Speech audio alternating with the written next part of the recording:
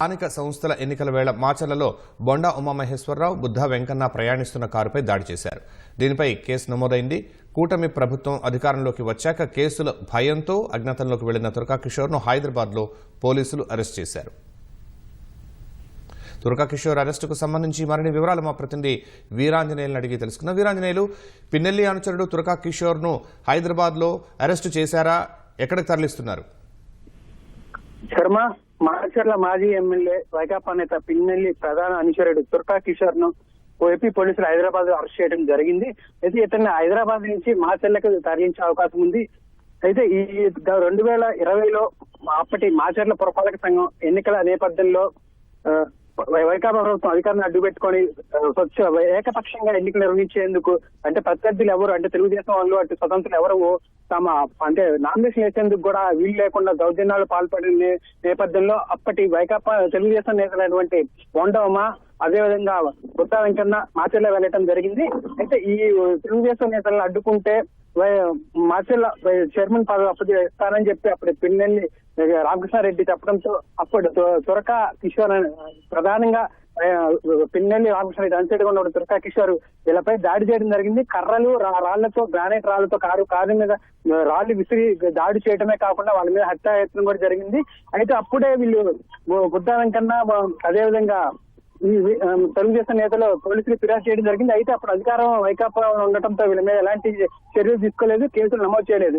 అయితే ఇటీవల ఎన్నికలు జరిగిన తర్వాత అధికారంలోకి వచ్చిన కూటమి ప్రభుత్వం రావడంతో మళ్ళీ వీళ్ళు బుద్ధా వెంకన్న అదేవిధంగా బొండా ఉమ పల్నాడు వెళ్లి అక్కడ ఎస్పీకి కంప్లైంట్ ఇవ్వడం జరిగింది. నాడు 2020 సంవత్సరంలో జరిగిన దాడికి సంబంధించి కిషోర్ మీద అదేవిధంగా అప్పటి ఎమ్మెల్యే పిన్నెల్లి రామకృష్ణ మీద చర్యలు తీసుకోవాలని చెప్పి కేసు నమోదు చేయాలని ఫిర్యాదు చేయడం జరిగింది. ఈ నేపథ్యంలో పోలీసులు కేసు నమోదు చేశారు. అయితే అప్పటి నుంచి కూడా తురకా కిషోర్ అనే అతను అజ్ఞాతంలోకి వెళ్లాడు, పరారీలో ఉన్నాడు.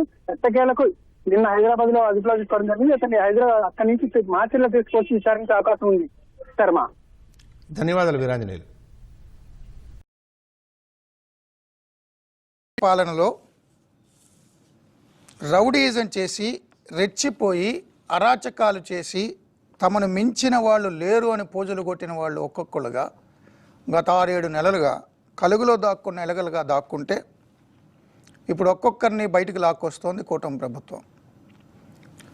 మొన్న గుడివాడ కొడాలి నాని ప్రధాన అనుచరుడు అప్పుడు రావ్ వెంకటేశ్వరరావు మీద పెట్రోల్ బాంబు దాడి చేసి పార్టీ ఆఫీస్ మీద దాడి చేసి హీరోయిజం అనుకున్నటువంటి కాళీ అనే వ్యక్తి అస్సోంలోకి పోయి ఎక్కడో దాక్కుని చేపలు అమ్ముకుంటూ ఉండగా పోలీసులు పట్టుకుని లాక్కొచ్చి జైల్లో పెట్టారు.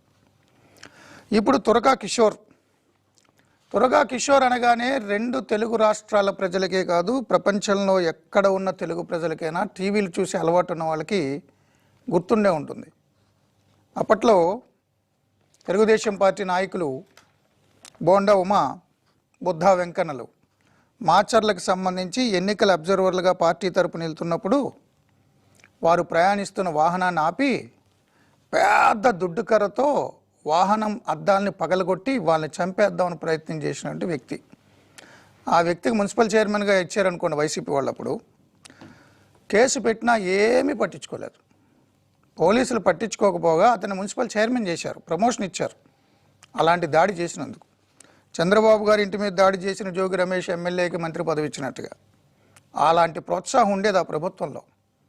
అలాంటి తురకా కిషోర్ తనని మించిన శక్తి లేదనుకున్న వ్యక్తి కూటమి ప్రభుత్వం రాగానే ఉష్కాకి పరారైపోయాడు.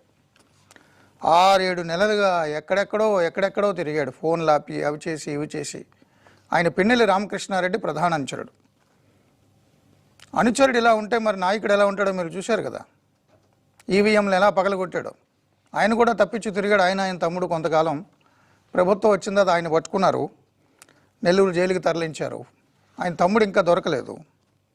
ఇగో ప్రధాన అనుచరుడు మాత్రం దొరికాడు. ఎస్ఆర్ నగర్లో ఒక లాడ్జిలో దాక్కుని పడుకుని ఉండగా పోలీసులు పట్టుకున్నారు. దొంగ దొరికింది. దొంగ మీకు గుర్తుంది కదా, ఏ స్థాయిలో ఎంత పెద్ద దొంగతో టీడీపీ నాయకుల్ని అప్పటి మాజీ ఎమ్మెల్యే సిట్టింగ్ ఎమ్మెల్సీని కొట్టి చంపేద్దాం అనుకున్నాడు ఎన్నికల్లో.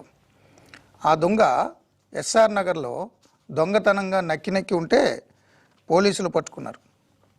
అంతకుముందు టీడీపీ ప్రధాన కార్యాలయం మీద దాడి చేసిన పానుగంటి చైతన్య కూడా అలాగే తప్పించుకు తిరిగి దొరికాడు, జైలు పాలయ్యాడు.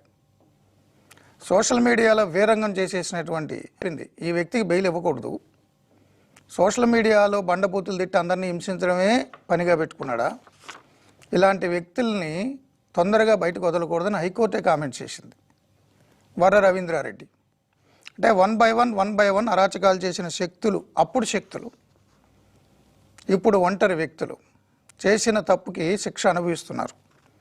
వాస్తవంగా వాళ్ళు ఈరోజు దొరికారు, పోలీసులు విచారిస్తారు, కోర్టులో ప్రవేశపెడతారు, రిమాండ్ వస్తుంది, తర్వాత మళ్ళీ బెయిల్ వస్తుంది కొంతకాలానికైనా.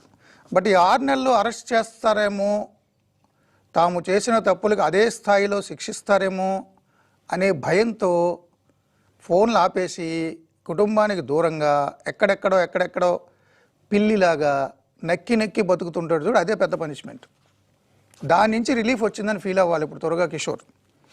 ఈ అంశానికి సంబంధించి ఈరోజు డిబేట్లో పాల్గొంటున్నారు గురుమూర్తి, తెలుగుదేశం పార్టీ అధికార ప్రతినిధి, సీనియర్ నాయకులు, గౌడ కార్పొరేషన్ చైర్మన్, గాది వెంకటేశ్వరరావు, జనసేన సీనియర్ నాయకులు, ముప్ప అంకమ్మరావు, అనలిస్ట్, నాగార్జున, ఆంధ్రప్రదేశ్ కాంగ్రెస్ అధికార ప్రతినిధి.